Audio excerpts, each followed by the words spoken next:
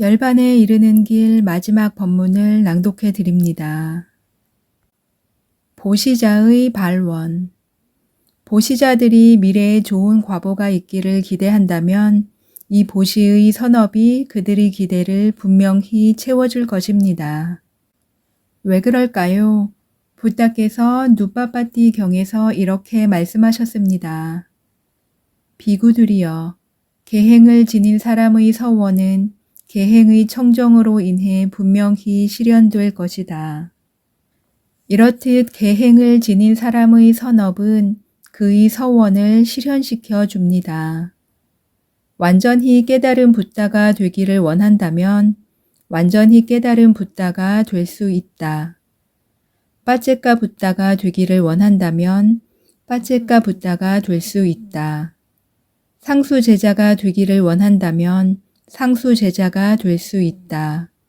대제자가 되기를 원한다면 대제자가 될 수 있다. 일반 제자가 되기를 원한다면 일반 제자가 될 수 있다. 그러나 이것은 그의 바람일이 무르익어야만 가능합니다. 원하는 것만으로 이런 깨달음을 얻을 수는 없습니다.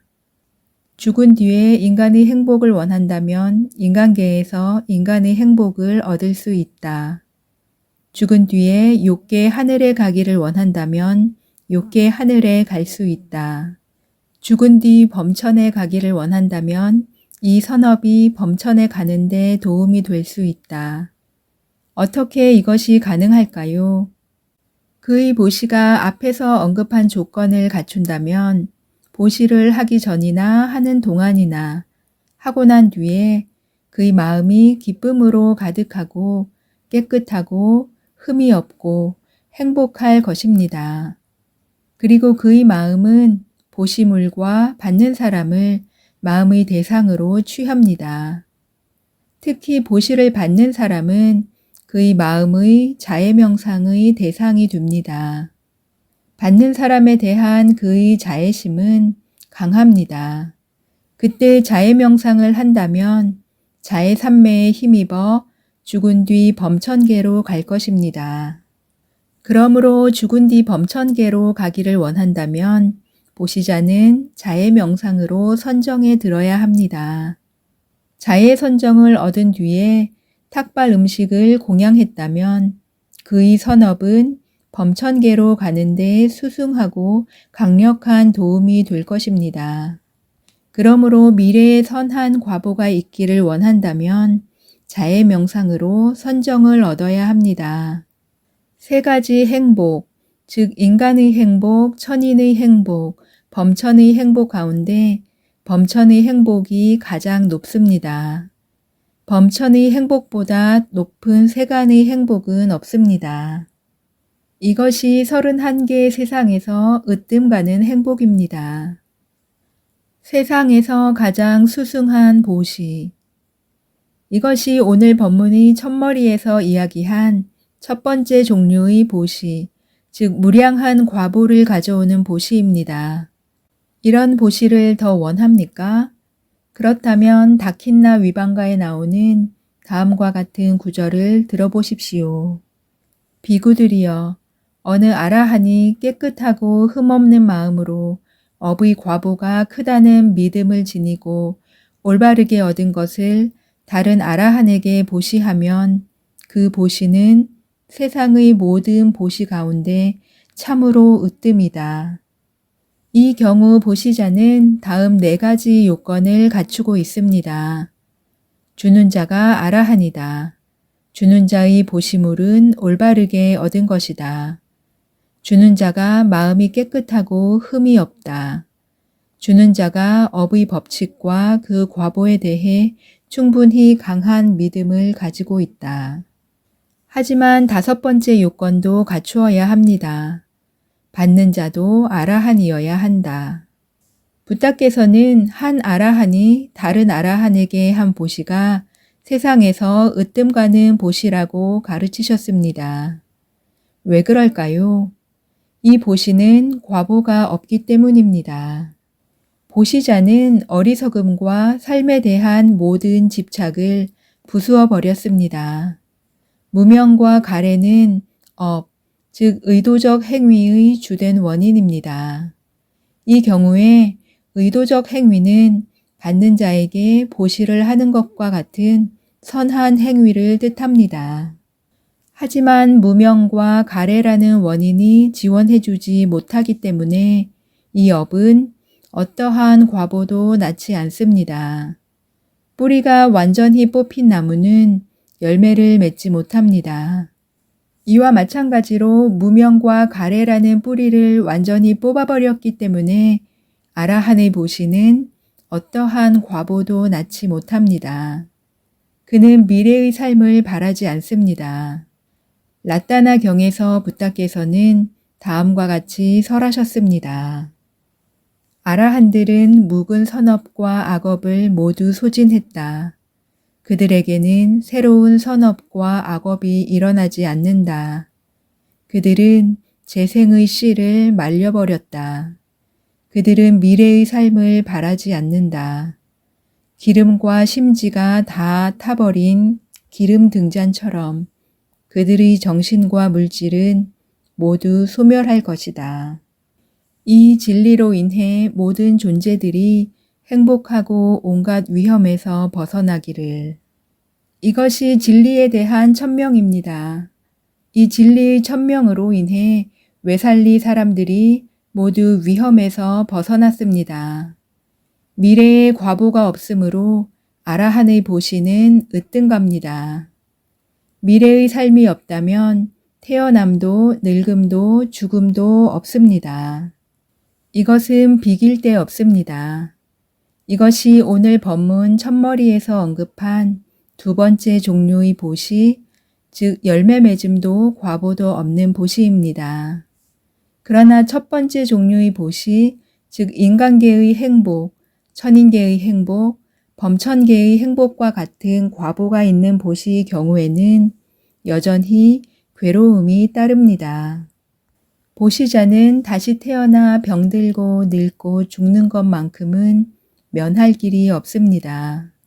보시자가 유정의 물질이든 무정의 물질이든 감각적 대상에 집착한다면 그 대상이 망가지거나 죽을 때 그는 슬픔, 비탄, 육체적 고통, 정신적 고통, 절망을 겪을 것입니다.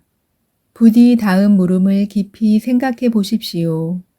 어떤 보시가 재생, 늙음, 병듦, 죽음, 슬픔, 비탄, 육체적 고통, 정신적 고통, 절망을 낳는다면 그 보시는 수승하다고 말할 수 있을까요? 그래서 부타께서는 두 번째 종류의 보시가 으뜸이라고 칭찬하셨습니다. 이제 여러분은 이 법문의 의미를 이해할 것입니다. 이 법문 첫머리에 두 가지 보시를 언급했습니다. 무량한 과보를 가져오는 보시, 과보가 없는 보시. 어떤 보시를 원하십니까? 이제 답은 나와 있습니다.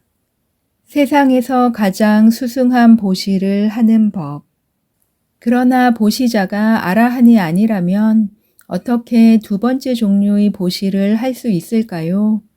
앞서 언급했던 찰랑가 나다 경에서 부타께서는 두 가지 방법이 있다고 가르치셨습니다. 즉 받는 사람이 탐욕, 성냄, 어리석음에서 벗어났거나 탐욕, 성냄, 어리석음에서 벗어나려고 애쓰는 중이면 그에게 하는 보시는 으뜸갑니다. 보시자도 역시 탐욕, 성냄, 어리석음을 깨뜨리려고 애쓰는 중이며 보시할 당시 보시자가 다음과 같이 윗바사나를 수행하고 있다면 그 보시 또한 으뜸간다고 말할 수 있습니다. 자신의 정신과 물질을 식별하고 그 정신과 물질이 지닌 무상고 무아의 성질을 식별한다면 외부의 정신과 물질, 특히 받는 사람의 정신과 물질이 지닌 무상고 무아의 성질을 식별한다면 보시물의 궁극적 물질이 지닌 무상고 무아의 성질을 식별한다면 보시하는 동안 마음에 일어나는 모든 유익한 심리 현상이 지닌 무상고 무아의 성질을 식별한다면 보시물에서 4대 요소를 보면 그는 쉽게 깔라빠들을 식별합니다. 깔라빠를 분석하면 땅, 물, 불, 바람, 색깔, 냄새, 맛, 영양소의 8가지 유형의 물질들을 식별합니다. 그리고 그는 그 깔라빠들이 지닌 무상고무아의 성질을 식별합니다. 보시자가 이런 유형의 윗바사나를 행할 수 있다면 시주할 당시에는 집착과 성냄과 어리석음이 억제되므로 그의 보시는 일반적으로 아무런 과보도 낳지 않을 것입니다. 이렇게 되면 이런 종류의 보시도 가장 수승하다고 말할 수 있습니다. 보시자는 이런 유형의 윗바사나를 보시하기 전, 보시하는 동안, 보시한 뒤에 모두 행할 수 있습니다. 하지만 그의 윗바사나가 강력해야 합니다. 무너짐의 지혜 단계까지 수행을 마쳤어야 합니다. 그래야만 이런 유형의 윗바사나가 가능합니다. 이런 기회를 놓쳐서는 안 됩니다. 오로지 붓다의 교법 안에서만 이런 기회가 있습니다. 하지만 윗바사나 지혜가 없는데 어떻게 이런 보시를 할 수 있겠는가 라는 의문이 생길 수도 있습니다. 그런 경우에는 이 보시가 열반을 얻는데 도움 주는 원인이기를 이라고 생각하면서 보시하라고 권하고 싶습니다.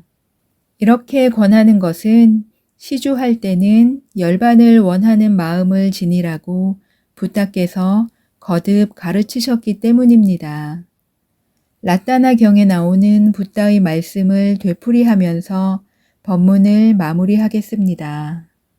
아라한들은 묵은 선업과 악업을 모두 소진했다. 그들에게는 새로운 선업과 악업이 일어나지 않는다. 그들은 재생의 씨를 말려버렸다.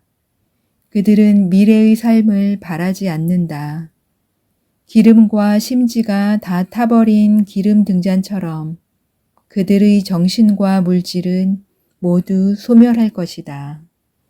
이 진리로 인해 모든 존재들이 행복하고 온갖 위험에서 벗어나기를, 모든 존재들이 건강하고 행복하기를. 시청 감사합니다. 이것으로 파옥사야도의 열반에 이르는 길 법문 낭독을 마치겠습니다. 그동안 시청해 주신 모든 분들께 감사드립니다. 이 법문을 읽은 공덕을 모든 고통받는 존재들에게 차별 없이 회향하오니 모두 행복하시길 기원합니다. 사두, 사두, 사두.